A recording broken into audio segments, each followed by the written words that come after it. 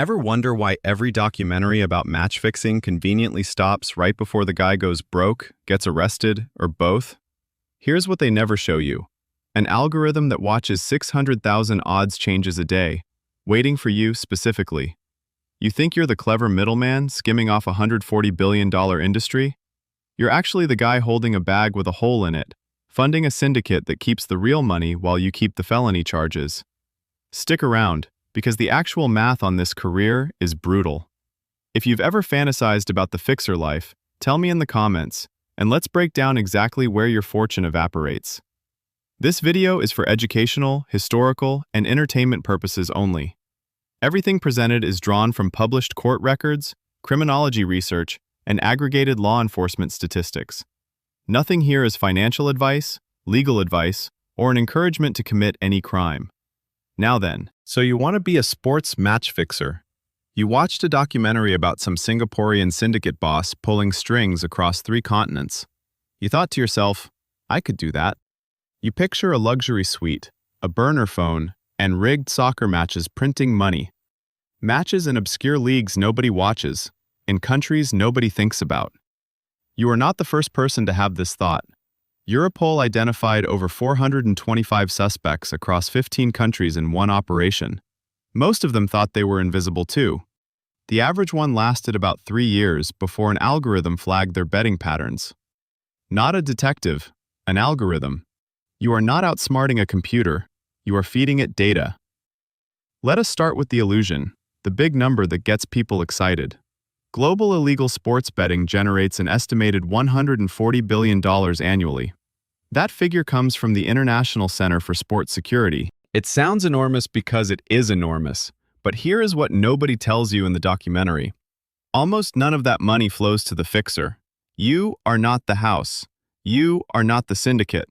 You are the middleman who arranges outcomes, absorbs enormous personal risk, and collects a thin margin. The syndicate keeps the real profit. You keep the anxiety. A mid-level fixer running 10 to 15 matches per year might gross $150,000 to $500,000. That is before a single cost is deducted, and the costs, my friend, are spectacular.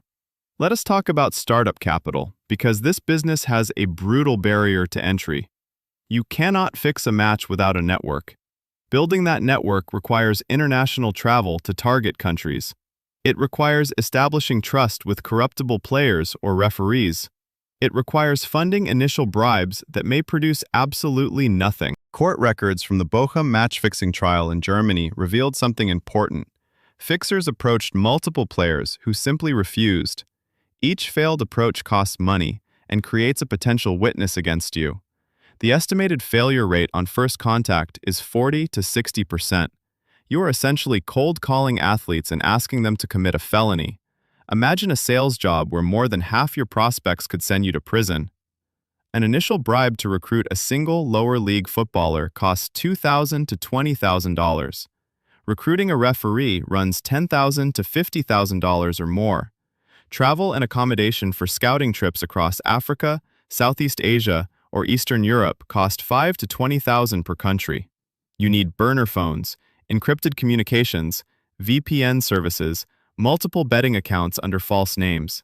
That runs another $2,000 to $5,000 per operating cycle. And the ICC Anti-Corruption Unit reports that over 70% of approaches to cricketers are now reported by the players themselves. Mandatory reporting protocols turned your recruits into informants before you even close the deal. Total realistic startup capital sits between $50,000 and $200,000. That is before your first successful fix. That is money out the door with no guarantee of return. So you have spent 6 figures and you have maybe 1 or 2 compromised athletes. Congratulations. Now let us talk about operational overhead and middlemen taxes. For every dollar a fixed match generates, you keep a fraction.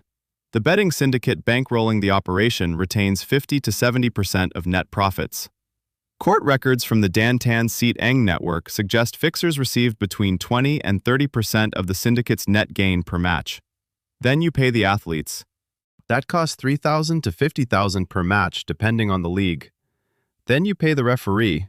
That costs $10,000 to $100,000. Then you launder the money.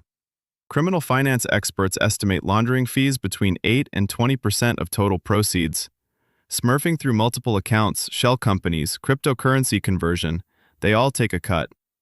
Then there are operational security costs, new devices, travel, meeting logistics, another $500 to $2,000 per match cycle. When the waterfall of deductions finishes cascading down, 50 to 80% of gross proceeds have evaporated. Your realistic net margin per match as a mid-level fixer lands between $5,000 and $20,000. Picture a bar chart starting at $100,000. The syndicate takes $60,000.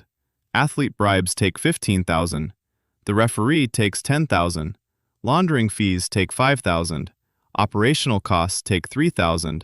What remains is a tiny sliver of $7,000, and you stare at it, wondering where the glamour went.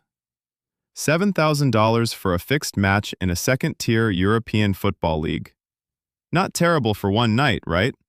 Except you forgot the biggest line item, the one that does not appear on any ledger until it consumes your entire life. Let us talk about the risk multiplier. Match-fixing detection has improved dramatically since around 2010. Sport Radar's integrity services now monitor over 800,000 matches per year across 70 sports. Their algorithms analyze over 600,000 odds changes every single day. One anomalous betting spike and your match gets flagged. Europol's Operation Veto investigated 680 suspicious matches. The Australian Crime Commission launched a formal government inquiry into sports corruption. Whistleblower incentives have turned teammates into witnesses. Cross-border law enforcement cooperation through Interpol has made borders meaningless for investigations.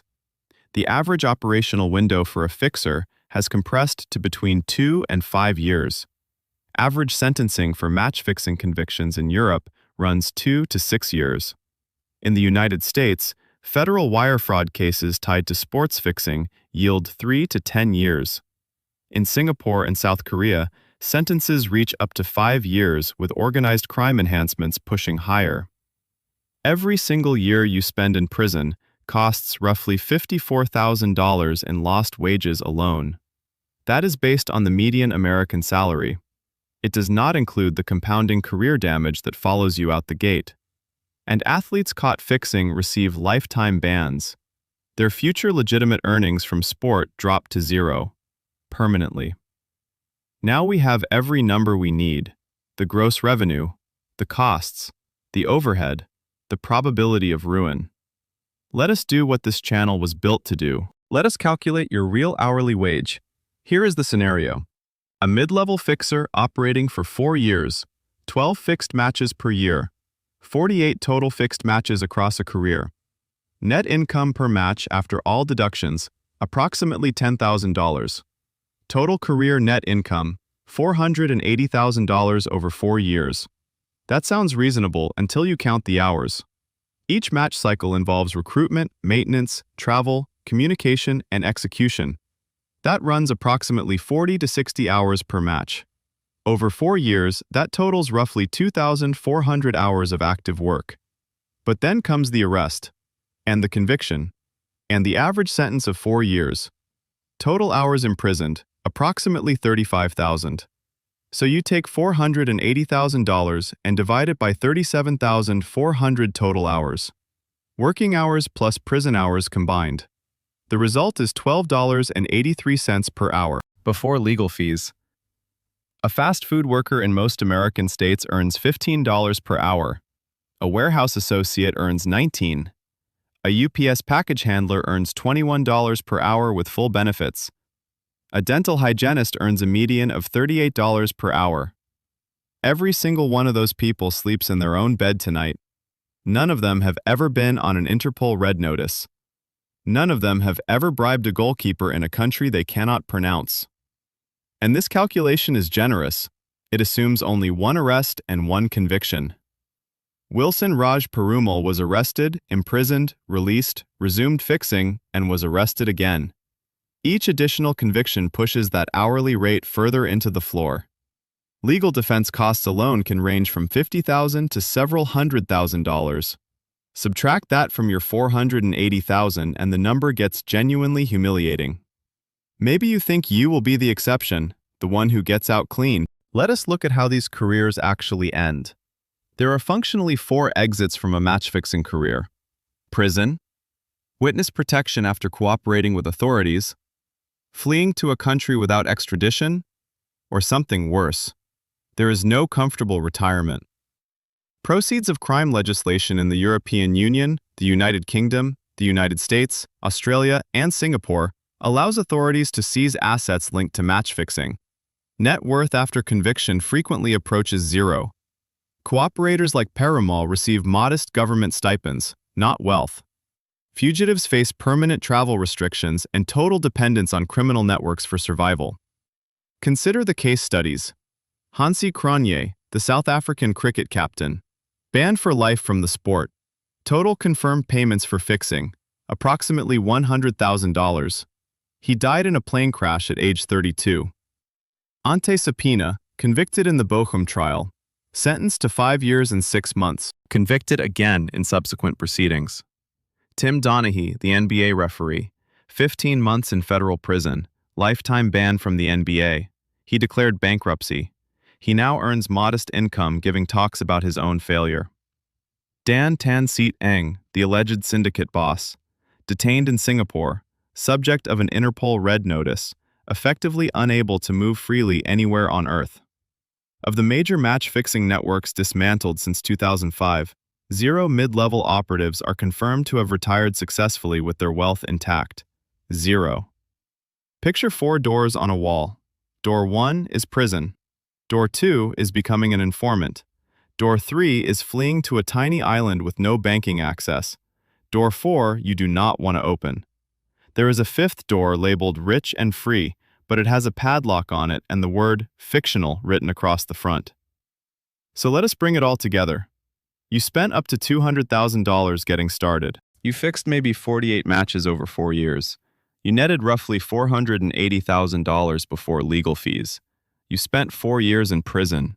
Your risk-adjusted hourly rate landed at $12.83. Your post-release career options include writing a memoir nobody reads and speaking at compliance conferences for a few $100s per appearance. Meanwhile, a dental hygienist in the United States earns $38 per hour.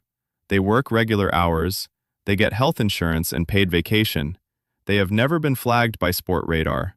They have never sat in a Finnish jail cell wondering where it all went wrong. They have never had to explain to their family why their name appears in an Interpol database.